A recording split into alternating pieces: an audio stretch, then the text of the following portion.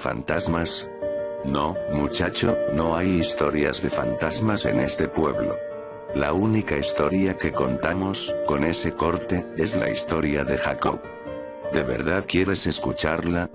Bueno, no es una historia verdaderamente interesante, creo, y además, se supone que nadie debería de hablar de eso, pero de acuerdo. Solo te advierto que no tengo paciencia para las interrupciones, y que no conozco todos los detalles. Ahora bien, veamos cómo describir a Jacob Emory. Se trataba de la clase de tipo que jamás notarías de un primer vistazo. No que fuera una mala persona, de ningún modo, de hecho muchos por aquí creíamos que se trataba de alguien bastante confiable, pero en realidad nunca llegó a destacar por motivo alguno. Era el ejemplo perfecto de abarcar mucho y dominar nada. Falta de fuerza de voluntad, más que otra cosa. Llegó a aceptar cada empleo y oficio que este pueblo podía ofrecerle. Venta de carros usados, operador de radio, encargado de bodegas y empleado de mostrador. Lo que se te ocurra, pero nunca se quedó en algún lugar por demasiado tiempo. Sus empleadores, incluso los amigos que llegó a hacer en esos trabajos, llegaron a insistir para que no renunciara, pero siempre recibieron la misma respuesta. El problema es que no es suficiente, no haría falta agregar que los amigos que logró conservar debían de tener una paciencia enorme, o al menos ser capaces de no abordar el tema de manera seria. Fue así que terminó siendo inevitable que, en algún momento, Jacob decidiera dejar el pueblo. No recuerdo a dónde se fue, pero creo que Gertrude, la vieja que vivía una cuadra más abajo, lo hubiera recordado. El caso es que nadie intentó detenerlo. De hecho, muchos llegamos a pensar que el kilometraje le haría bien, que terminaría dándole carácter, o que al menos lo arrastraría a algún sitio, una ciudad, en donde ese problema no resultara tan grave. Carajo, incluso le hicimos una fiesta de despedida, que de verdad es un detalle muy inusual por aquí. Total que se fue por 6, 7 años. Algo así. Y cuando volvió era otro. Se mostraba como una persona segura, firme y muy enérgica, sonreía todo el tiempo, y pronto todos nos enteramos del motivo. Andaba por el pueblo enseñándole a todo el mundo una varita de color negro, del tamaño de un lápiz y la textura de un gis. Muchos se llegaron a preguntar qué tenía que ver esa varita con su cambio de actitud, y después de crear cierta expectativa, Jacob reunió a algunos de nosotros y nos dio una demostración. Tomó una pieza de papel y con su varita, no se me ocurre cómo más llamarla, con su varita él dibujó un círculo algo chueco. Después de que terminara el trazo, el círculo se cayó hasta el borde inferior de la página, como si fuera una piedra. Se veía móvil como si la figura estuviera saliendo de uno de esos viejos proyectores de cine. Hijo, sé lo loco que suena, y si tienes ganas de jugar al escéptico y juzgarme de loco, entonces te recomiendo que dejes a este viejo loco en paz y vayas a reírte a las costillas de otro tonto. Sé lo que vi, todo el mundo también lo vio, aunque no encontrarás a nadie que quiera contarte más sobre el asunto. El círculo se cayó por la hoja y se estrelló en el margen como si fuera una piedra adentro de una vitrina. Jacob incluso nos pasó la hoja, y mientras la hoja cambiaba de mano, la piedra rodaba en el interior de la hoja con los cambios de inclinación. Nadie tenía palabras para lo que estaba viendo. Carajo, ¿qué hubieras dicho tú? Pero Jacob continuó con su demostración, llenando hoja tras hoja.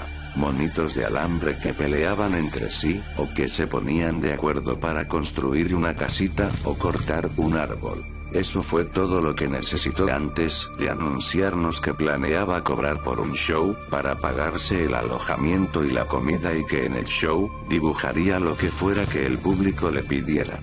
Muchos llegamos a sospechar que no sería buena idea hacer eso, pero después de una larga discusión, nos convenció de que la cosa era perfectamente segura, que ningún dibujo llegaría a portarse de mala manera, que ganaría mucho dinero y que nunca necesitaría salir del pueblo para ganarse la vida.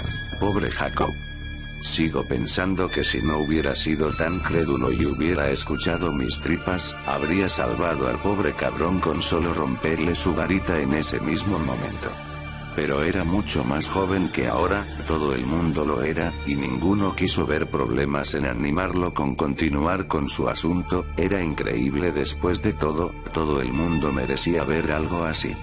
No era como si tuviera conexiones en el radio o la televisión y no era como si pudieras poner un anuncio en esa jodida caja que todo el mundo llama computadora ahora, así que difundió su show de la misma manera que todo el mundo difundía sus estupideces por aquellos tiempos, por medio de volantes.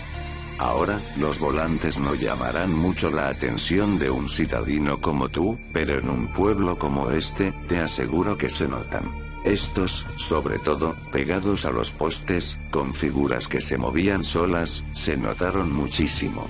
Su primer show estuvo abarrotado, fácilmente contó con 60 personas, tal vez más, y fue increíble. Alguien, desde las butacas, le gritaba la descripción de alguna escena de televisión, por ejemplo, y la mano de Jacob parecía volar como un pájaro sobre el muro que había preparado para su presentación. De verdad que cuando había dibujado la piedra se había reprimido un poco. Sus ilustraciones estaban llenas de detalles, el hombre podía hacer una figura humana en cuestión de minutos. Ahora que pienso en eso, no recuerdo que hubiera tardado más de 10 minutos en dibujar lo que fuera que le pidieran. Y era de verdad impresionante. Recuerdo que alguien le pidió que dibujara a un caballero forzando su entrada en un castillo para rescatar una princesa. Jacob no solo dibujó al caballero con su armadura completa y la totalidad del castillo, sino que dibujó el castillo sin el muro frontal, con la finalidad de detallar sus interiores, para que pudiéramos ver al caballero escalando por un muro, para entrar por una ventana y abrirse camino hasta el calabozo donde la princesa lo esperaba, liberarla y abrirse camino, de vuelta a su caballo. La escena carecía de sonido, y en verdad que no tenía un estilo realista, pero eso era parte del atractivo del show. Nadie iba esperando ver una escena con personas reales y cuando una escena terminaba, o los personajes abandonaban el muro por alguno de los bordes, o Jacob cubría el dibujo con otra capa de pintura blanca. Pronto, todos terminamos entendiendo que cuando Jacob había usado los 4 muros del salón, el show había terminado hasta que la pintura secara. Poco a poco, Jacob empeoró.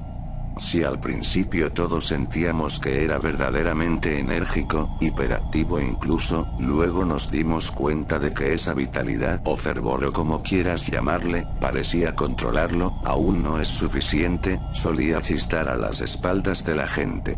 Sus ojos se fueron haciendo más grandes, comenzó a dormir cada vez menos, y sus comentarios y opiniones comenzaron a ser más necios, más frenéticos. Aunque nunca fue abiertamente agresivo, la gente dejó de sentirse cómoda en su compañía. Pasaron unos 2 meses, la audiencia de Jaque se había extendido como el fuego por la hierba seca.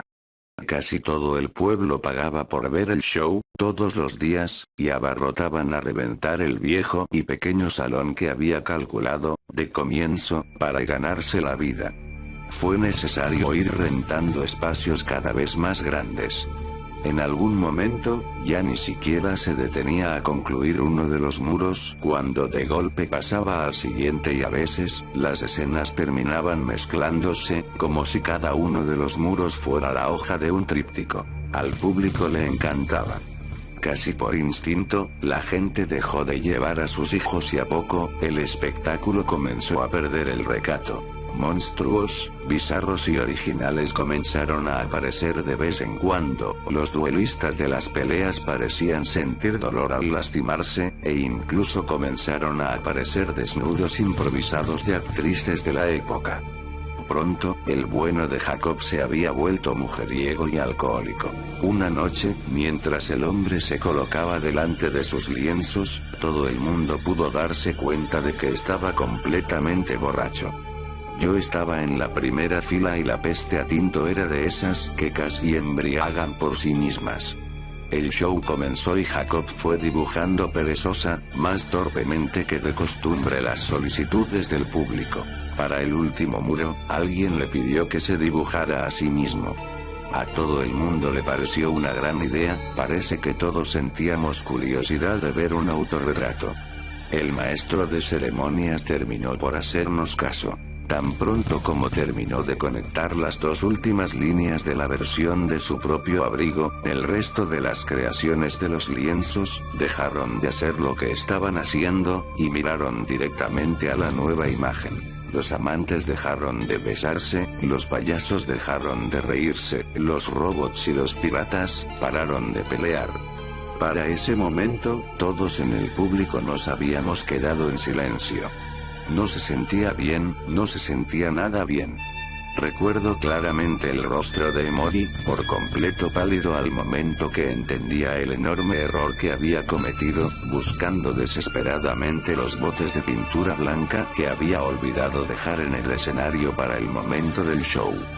Todos en el público mirábamos al Jacob dibujado. La silueta se levantó la solapa del saco, tomó su propia versión de la varita negra, y dibujó un rectángulo que parecía rodearlo. Luego le dibujó una perilla a ese rectángulo. Luego, la silueta caminó, con pasos lentos y seguros, sobre el escenario en donde su versión original, y todos nosotros le miramos con la boca tan abierta como la cara nos lo permitió. Un pandemonium. La gente se aplastó contra las salidas del auditorio. Las creaciones de Jacob, las que en ese momento estaban sobre los muros, y todas las que en algún momento había dibujado, fueron saliendo por la puerta dibujada, tirando pastelazos, disparando rifles láser, escupiendo fuego, veneno y cuanta cosa. Antes de salir pitando de ahí, miré de vuelta al escenario. Jacob Emory era arrastrado por sus propias creaciones, todo gritos y patadas, por la puerta que su autorretrato había dibujado. El auditorio se incendió. No toda la gente que estaba ahí esa noche sobrevivió para contarlo. El fuego se extendió por varias cuadras, y eso atrajo la atención de los departamentos de bomberos de al menos 3 condados aledaños. Fueron ellos los que terminaron llamando a la policía a los federales y los federales, finalmente, a un orden artificial y enfermizo, el que el Estado solía permitirse por aquellos días. Los agentes se llevaron los muros originales, cada volante y cada creación de Jaque. Los agentes hicieron que todos firmáramos un pacto de confidencialidad sobre lo que habíamos atestiguado, so pena de reclusión perpetua. El fuego fue explicado con un cigarrillo mal apagado, lanzado a un tambo de basura durante un juego de básquetbol. La gente continuó con sus vidas, Emory nunca existió. Claro que suelo pensar en lo que pasó, ¿no acabo de contártelo todo? Caray, no sé si sea lo mismo con cada uno de los que aún seguimos vivos, pero yo puedo confesarte que no he dejado de pensar en el asunto ni por un solo día. Creo que es obvio que Jacob no estaba dibujando nada. Un dibujo no se mueve, ni actúa, ni muerde. Solo son trazos que hacen que la gente recuerde alguna otra cosa. Jacob había estado atrayendo algo, seres, del otro lado de esos muros. No creo que ese poder hubiese estado destinado para él, ni para ninguno de nosotros. Ese poder lo trastocó y tal vez, de alguna forma, se merecía el castigo. Las ruinas del auditorio siguen más o menos en pie, no queda mucho. Algunos muros, algunas puertas, algunas butacas. La zona del escenario quedó desnuda después de que los federales arrancaran los muros en donde mi amigo dibujaba. Los agentes federales se quedaron en el pueblo por cerca de 5 años. Se supone que el área es segura y no queda nada más que ver, pero yo sé que nunca lograron encontrar la varita y tanto como que los vi quemando o atrapando a las creaciones de Emory aquí mismo, estoy seguro de que no lograron dar con todas. El asunto es que comencé a hablarte de Emory por tu pregunta, ¿recuerdas? Tengo una sola cosa más que decir, es un consejo. Esa casa de campo a las orillas del pueblo, dices que la acabas de heredar, ¿verdad? Yo no me quedaría otra noche ahí si fuera tú, trataría de deshacerme de esa propiedad, también. Verás, esas siluetas que creíste ver a lo lejos, entre la arboleda, te lo aseguro muchacho, no eran fantasmas, no hay historias de fantasmas en este pueblo.